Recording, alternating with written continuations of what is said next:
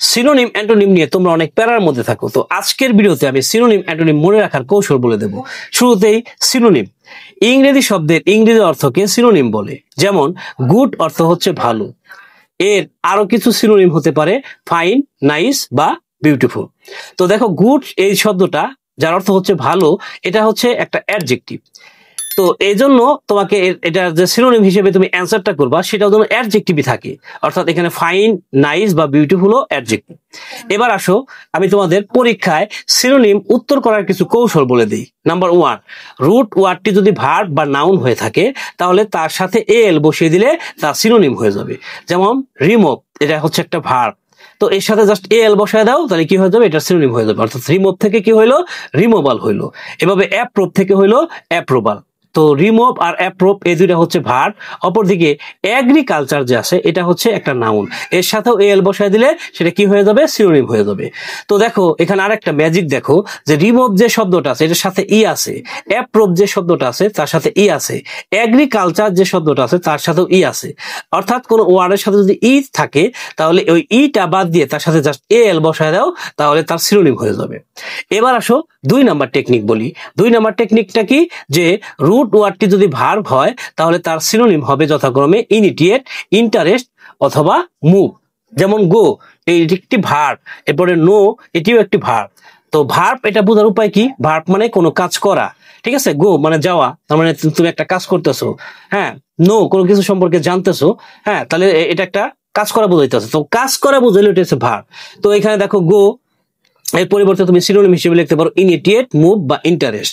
অপরদিকে no, ইনিটিয়েট, move বা interest. ওকে, এবার আসো 3 নাম্বার টেকনিকে যাই। কোনো ওয়ার্ড যদি অ্যাডজেক্টিভ হয়, অ্যাডজেক্টিভ মানে কি, কারো দোষ গুণ অবস্থা, তাহলে তার সাথে কি করবা, তুমি জাস্ট এল ওয়াই বসাই দেবা। যেমন স্লো থেকে স্লোলি হতে পারে, অনেস্ট থেকে অনেস্টলি, ঠিক আছে। অর্থাৎ কোন ওয়ার্ড যদি অ্যাডজেক্টিভ হয়, তার সাথে জাস্ট তুমি এল ওয়াই বসাই দিলেই সেটা সিনোনিম হয়ে যাবে। এই গেল সিনোনিমের কিছু টেকনিক। এবার আসো অ্যান্টোনিমের ব্যাপারে কথা বলি। অ্যান্টোনিম মানে কি, ইংরেজি শব্দের যে বিপরীত শব্দ, এটাকে বলা হয় অ্যান্টোনিম। যেমন অনেস্ট, যার বাংলা হচ্ছে সৎ, তো এর অ্যান্টোনিমটা হবে কি, ডিসঅনেস্ট, যার বাংলা হচ্ছে অসৎ, ঠিক আছে। অর্থাৎ বিপরীত যে শব্দটা হয় সেটা তোমাকে লিখতে হবে। এবার আসো অ্যান্টোনিমের কিছু টেকনিক বলি। নাম্বার 1 হচ্ছে রুট ওয়ার্ডের আগে ইন, আন, ডিস, ইল, ইম, ইর, মিস, নন, এইগুলা জাস্ট বসাই দিবা, এই প্রিফিক্স গুলা বসাই দিবা, তাহলে সেই ওয়ার্ডটি অ্যান্টোনিম হয়ে যাবে। অর্থাৎ ইন, আন, ডিস, ইল, ইম, ইর, মিস, নন, এগুলো হচ্ছে প্রিফিক্স। প্রি মানে কি, আগে, মানে রুট ওয়ার্ডের জাস্ট আগে বসায় দিলেই হয়ে যাবে। হ্যাঁ, এটা অ্যান্টোনিম হয়ে যাবে। যেমন কমপ্লিট, এর আগে ইন বসানো হয়েছে, তাহলে হয়েছে কি, ইনকমপ্লিট। হ্যাপির আগে আন বসানো হয়েছে, হয়েছে কি, আনহ্যাপি। অনেস্টের আগে ডিস বসানো হয়েছে, হয়েছে কি, ডিসঅনেস্ট। লিগাল থেকে হয়েছে ইলিগাল। তারপরে লিটারেসি থেকে হয়েছে ইলিটারেসি। লিটারেট থেকে হয়েছে ইলিটারেট। মর্টাল থেকে হয়েছে ইমর্টাল। মোরাল থেকে হয়েছে ইমোরাল। গভর্নমেন্ট হয়েছে থেকে হয়েছে নন গভর্নমেন্ট। পলিটিক্যাল থেকে হয়েছে নন পলিটিক্যাল। তো এইখানে দেখো যে বিষয়গুলো আছে, লিগ্যাল যে শব্দটা আছে, এটা এল দিয়ে যদি কোনো শব্দ শুরু হয়, এল ইংরেজি বর্ণ এল দিয়ে যদি কোনো শব্দ শুরু হয়, তার আগে আই এল বসায় দেবা, তাহলে অ্যান্টোনিম হয়ে যাবে।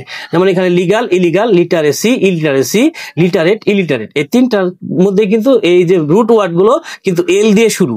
আবার যদি এম দিয়ে শুরু হয়, এম ইংরেজি বর্ণ এম দিয়ে যদি শুরু হয়, তাহলে তার আগে জাস্ট আই এম বসায় দেবা।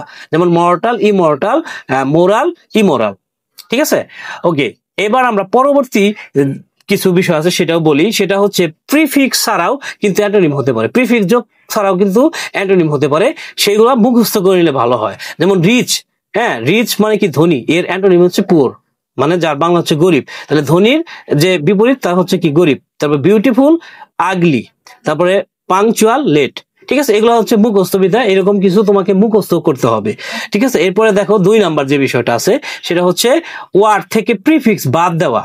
হ্যাঁ, ওয়ার্ড থেকে জাস্ট প্রিফিক্সটা বাদ দিয়ে দিবা।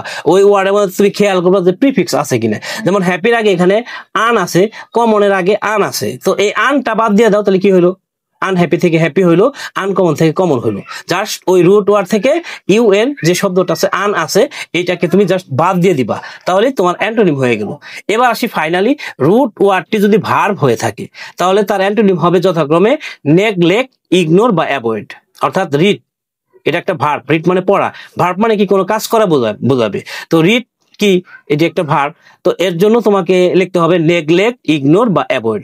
হ্যাঁ, তো এইখানে আমি সিনোনিম এবং অ্যান্টোনিমের তিনটা টেকনিক, টোটালি সিনোনিমের জন্য 3টা, অ্যান্টোনিমের জন্য 3টা টেকনিক বলে দিলাম। তো এই টেকনিকগুলো অ্যাপ্লাই করলে তুমি সিনোনিম অ্যান্টোনিম পরীক্ষায় কমন না পড়লেও লিখতে পারবা। তো এই ছিল আজকের আলোচনা। আগামীতে কথা বলবো অন্য কোনো টপিক নিয়ে। সে পর্যন্ত সবাই ভালো থাকো, সুস্থ থাকো, সুন্দর থাকো। টাটা, আসসালামু আলাইকুম রহমতুল্লাহ।